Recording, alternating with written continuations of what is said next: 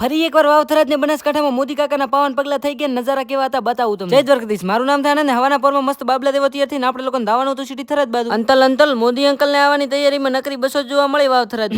રેડિયાળ ભાઈબંધને higher કરી લીધો ત્યાંથી કપડાનો કોટો ખરીદી કરી નીકળી ગયા પાસ લઈને ઘર બાજુ. પાસ એક હતું ને ભાઈબંધોનો પ્રેમ તો જુઓ. એક હતું કે પાંચ જણા પાસ દેવા આવ્યા. આ હાથ ત્રણ નાના ટાબર. જીગાની દુકાને લાડા દેવો તૈયાર થઈને હું મારો રેડિયાળ ભાઈબંધ નીકળી ગયા લોણી ગામ બાજુ. લોણી ગામ પોકી ગયા. અહીંયા આગળ મારા માટે સ્પેશિયલ હેલિકોપ્ટર મોકલાયું. પણ તમને તો ખબર જ છે હું સસ્તી વસ્તુઓ તો બેસતો નથી. મોદી ચાચુના દર્શન કરવા બધા પગપાળા માનતા રાખી હતી. પોકી ગયા ફાઇનલી લોકેશન. પોલીસ વાળાએ અડધો કલાક તો એમ ટ્રીટ કર્યા જોણે ના આતંકવાદી ઘુસી ગયા. પછી ખબર પડી તો વાવથરાજના રૂપાળા જુવાની મસ્ત મજાના ત્રણે કલાકારો ગીત ગાવતા હતા. એમણે લોકો ગીત ગાયું એટલે મને આવા માંડ્યો કંટાળો. ત્યાં તો મારા ચાચુની એન્ટ્રી થઈ ગઈ થોડીક જ વારમાં. ભાઈઓ બહેનો જેમનો હું પર્સનલી બિગ ફેન છું એમને મેં પોણો કલાક જોયા એટલે મારા એનર્જી થઈ રહી. પાણીનો કોટો ચડાવવા આવી ગયા ને પાછા બી ગયા એમને જોવા. જો ભૂલે ચૂકે મોદી કાકે મને સ્ટેજ પર બોલાયો રહો તો 150 રૂપિયા દેગા.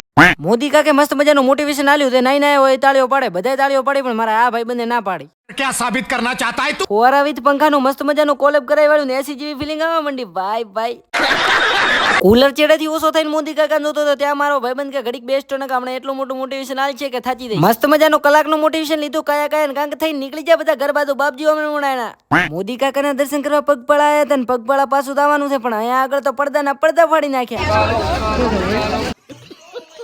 ત્યાં તો મસ્ત મજાના ટ્રાફિક અલ્ટ્રા પ્રો મેક્સ માંથી બહાર નીકળ્યો. મને ફિલિંગ આવવા માંડી મુકેશ અંબાણી જેવી. પણ પછી યાદ આવતા હે તો છૂટા તો મારના પડેગા ના મેરી જાન. ખૂબ મદદ કરી લાલા હાશવીન ઘર જાજે મુય મારા ઘર હોમો જો. પણ ઘર જતા પહેલા એક દુખદ ઘટના થઈ ગઈ કે મોદી ચાચો મલક છોડીને બહાર જાય છે. Tata love you. ત્યાં એક લસ્સીની લારી વાળા ભાઈ ભટકી ગયા ને એમણે કીધું કે લસ્સી પીધા વિના તો નહીં જ જવા દઉં. મસ્ત મજાની ભાઈએ લસ્સી બનાવી વાળી પૈ વાળે નીકળી ગયા ઘર બાજુ.